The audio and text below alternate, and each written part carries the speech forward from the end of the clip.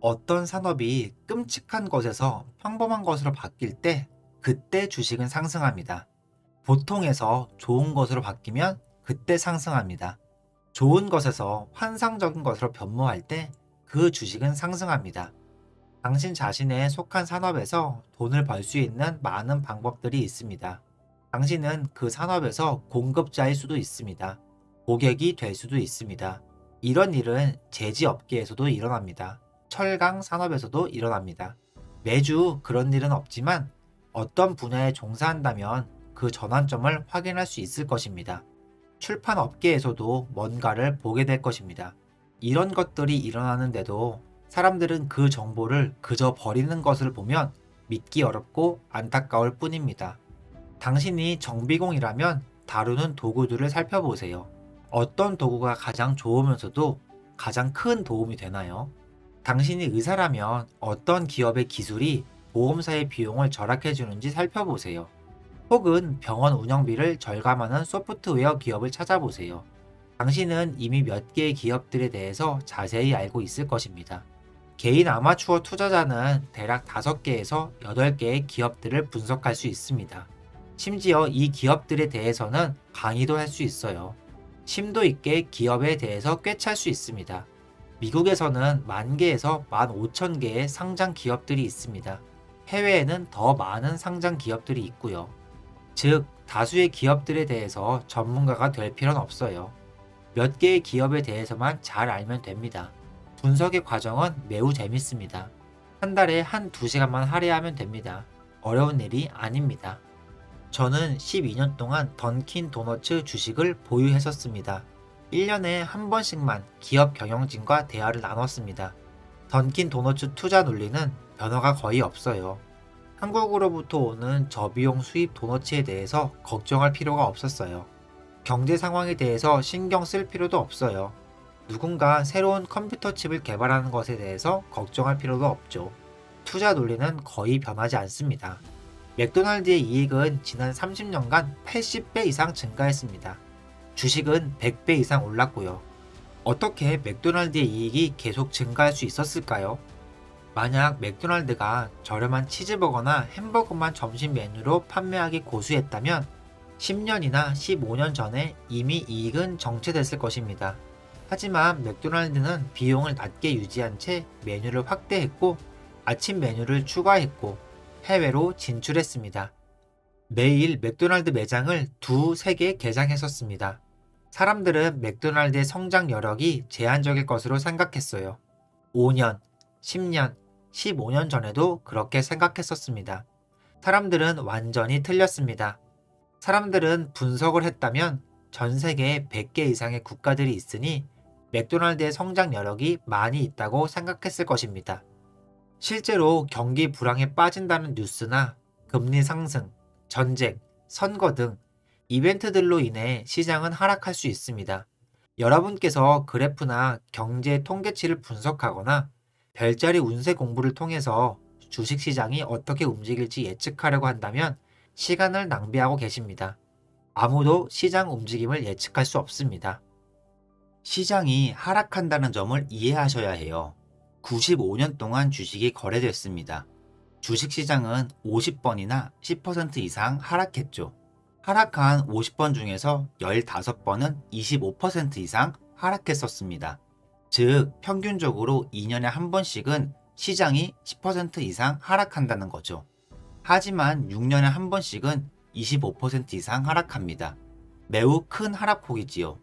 이런 하락은 주식시장의 본질적인 성격임을 이해하셔야 합니다. 1990년에 사담 후세인이 쿠웨이트를 침공했었습니다. 은행 시스템은 공경에 빠졌고요. 경기 침체기에 빠졌습니다. 하지만 이것들은 모두 쓸데없는 소음이었습니다. 다수의 우수한 기업들은 전쟁과 관련이 없었어요. 은행 시스템과도 무관했죠.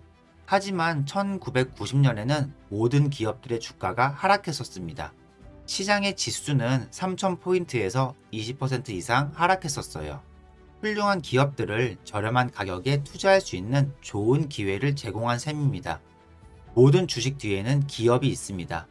만약 기업이 장기간 동안 번영한다면 그 주식도 훌륭할 것입니다. 그 기업이 형편없다면 주식도 형편없을 것입니다. 여러분은 이것만 신경 쓰시면 됩니다. 여러분이 주장해야 할 것은 특정 기업이 성공할지의 여부입니다. 만약 기업이 성공하지 못한다면 주식은 이에 빠르게 반응하여 급락할 것입니다. 기업의 성장 동력이 고갈되기 시작한다면 주식도 성장하지 않을 것입니다. 주식시장에서는 최대 100%까지만 손실을 볼 수 있습니다. 그런 시장에서 여러분들이 하는 가장 큰 실수는 좋은 기업을 매도한 뒤에 주가가 2배, 3배, 4배가 올라가는 것입니다. 왜냐하면 사람들은 10배 올라갈 주식을 팔아버리는 실수를 자주 저지르기 때문이죠. 저도 너무 많이 올랐어 라고 말하는 실수를 여러 번 저질렀습니다. 하지만 그건 틀린 생각이었죠. 여러분은 이 야구 경기에서 지금 몇 이닝에 와 있는지 알아야 합니다. 저도 토이저러스를 너무 일찍 팔았습니다. 제가 팔고 20배나 올라갔죠. 홈디포에서도 같은 실수를 했고요. 이 두 개가 제가 저지른 가장 큰 실수입니다. 만약 여러분의 판단이 맞았을 때 2배 혹은 3배의 수익을 만든다면 나머지 모든 20%에서 30%의 손실들을 상쇄할 것입니다. 따라서 여러분들은 주식을 살 때 얼마를 잃을 수 있고 얼마를 벌 수 있을지를 생각해야 합니다. 반드시 수익을 낼 때 큰 수익을 내야 합니다. 주식으로 큰 돈을 잃었을 수도 있습니다. 그래서 저는 얼마를 벌 수 있을지 생각하는 것이고 제가 맞았을 때 2배 혹은 3배를 벌 수 있는 주식에 투자하는 것입니다.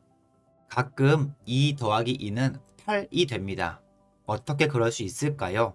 왜냐하면 기업들이 주가에 반영되지 않은 숨겨진 자산을 갖고 있기 때문입니다. 월가에서 숨겨진 자산에 대해 깨닫기 시작한다면 주식은 크게 상승하기 시작합니다. 좋은 예로 디즈니를 살펴봅시다. 디즈니는 자산 투자의 적절한 예시입니다. 디즈니 월드 및 앱콧을 개장한 후에 디즈니의 성장률은 둔화되었습니다. 빠르게 성장하지 못했습니다. 이후 디즈니 기업에서 가치 있는 자산을 많이 보유하고 있는 것을 깨달았습니다. 월트 디즈니는 브랜드였습니다. 디즈니 채널을 개국했고 디즈니 월드와 디즈니랜드에서만 판매하는 상품을 모든 곳에서 판매하기 시작했습니다. 미키마우스와 다양한 캐릭터들에 대한 라이센스 수입을 창출하기 시작했습니다. 거대한 수익을 만들어냈지요. 자산 가치는 장부에 표기되지 않아요. 이런 자산들을 가득 보유했습니다. 게다가 디즈니 월드의 토지를 모두 소유하고 있었습니다. 모든 호텔들은 디즈니 월드 밖에 위치했기 때문에 디즈니는 그들 소유의 땅에 더 많은 파크를 설치할 수 있었어요.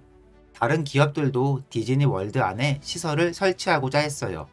이 기업들은 디즈니에게 돈을 지불해야만 디즈니 월드 내부에 입점할 수 있었지요.